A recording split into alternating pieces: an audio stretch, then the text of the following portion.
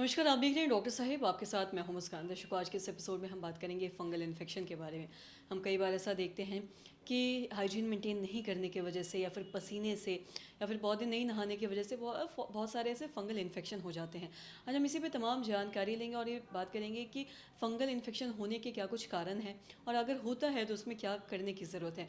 इसी पे खास बातचीत करने के लिए आज हमारे साथ मौजूद है डॉक्टर अर्चना लोखंडे। आपको बता दें कि बिहार की जानी मानी चर्म रोग विशेषज्ञ हैं। मैम नमस्कार, बहुत बहुत स्वागत है आपका। Thank you Muskan. मैम आपसे अगर हम बात करें फंगल इन्फेक्शन की, तो ये फंगल इन्फेक्शन बहुत सारे कारणों की वजह से होता है। कई बार हम देखते हैं कि पसीने की वजह से या बदलते मौसम के साथ या फिर हाइजीन नहीं मेंटेन करने की वजह से फंगल इन्फेक्शन देखा जाता है। मैं आपसे जानना चाहूँगी, अगर ऐसा होता है तो ऐसे में क्या किया जाए और कैसे इससे बचा जा सकता है। फंगल इन्फेक्शन एक बहुत कॉमन पाया जाने वाली स्किन कंडीशन है। फंगस या फफूंद बॉडी के ऊपर वाले लेयर पे जमा हो जाती है। बहुत सारे एक जो जिसके बारे में हम बात कर रहे हैं, टीनिया या दाद, ये एक सुपरफिशियल फंगल इन्फेक्शन है। मतलब वो और सिर्फ स्किन के ऊपर वाली लेयर में होता है। कभी कभी वो आपके बालों में या नाखूनों के अंदर भी हो सकता है। तो आजकल बहुत बार क्या होता है कि आप गलत तरीके की दवाइयाँ इस्तेमाल करते हैं या पसीने वाले कपड़े या पसीने वाले मौसम में भी कपड़े मोटे इस्तेमाल करते हैं, स्पेशली जीन्स का इस्तेमाल करते हैं।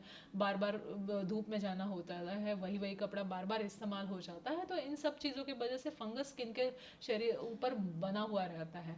और पिछले 5 से या 10 सालों में जो इंडियन सब कॉन्टिनेंट है, यहाँ पे फंगस का इन्फेक्शन बहुत ज़्यादा बढ़ गया है। एक तो ओटीसी मेडिसिन जो यूज़ होते हैं, बेटनोवेट या ऐसे पैंडम कॉड्रिडम ऐसे प्लस क्रीम्स या जिसमें स्टीरॉयड होता है, इसका हम क्विक फिक्स के लिए यूज़ करते हैं। घर में जो आपके कपड़े हैं या चीज़ें हैं वो शेयर होती है, तो एक से दूसरे को इन्फेक्शन ट्रांसमिट होता है। और जो दवाई का ड्यूरेशन है वो कभी कभी सही नहीं रहता। और इन सब चीज़ों के वजह से या फंगस में भी अपने आप बहुत सारे चेंजेस हो गए हैं। जो पहले फंगस ज़मीन में पाई जाती थी, अभी वो फंगस इंसान के शरीर पे भी आराम से ग्रो कर रही है। तो बहुत बार ऐसा होता है कि आप प्रॉपर ट्रीटमेंट नहीं लेते, प्रॉपर हाइजीनिक मेजर्स या आपको जो इंस्ट्रक्शन बताई गई है वो फॉलो नहीं करते, तो तुरंत दवाई छोड़ने के बाद अचानक से फिर से फंगल इन्फेक्शन बढ़ने लगता है। दवाई लेते लेते ही बहुत सारे चकत्ते होने लगते हैं, पूरे शरीर पे फैल जाते हैं। बहुत ज़्यादा इचिंग होती है, जनरली गोल गोल चकत्ते होने लगते हैं।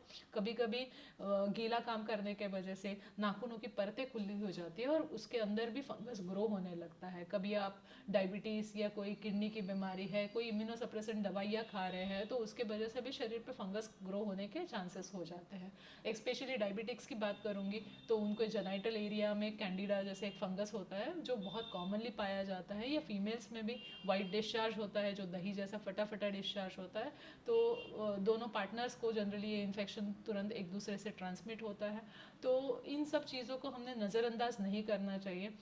ओवर द काउंटर या फार्मासिस्ट से दवाइयाँ नहीं लेनी चाहिए। डॉक्टर के पास जाके प्रॉपर दवाई का कोर्स करना चाहिए। बहुत सारी दवाइयों को एक दूसरे के साथ इंटरेक्शन होती है, उसके साथ आपके शरीर पे, लिवर पे, किडनी पे असर हो सकता है।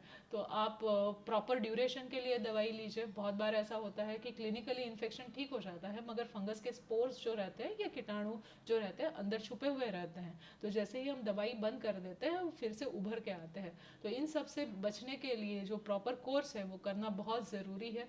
और दवाइयाँ अच्छी क्वालिटी के इस्तेमाल करना भी बहुत ज़रूरी है, क्योंकि दवाई के बीच में भी बहुत ज़्यादा अंतर कभी कभी हो जाता है। तो बदलते मौसम के बाद जैसे अभी गर्मियाँ शुरू होने वाली है, तो उसमें इन्फेक्शन बढ़ने के बहुत ज़्यादा चांसेस हैं। तो इसीलिए इसकी प्रॉपर ट्रीटमेंट करिए।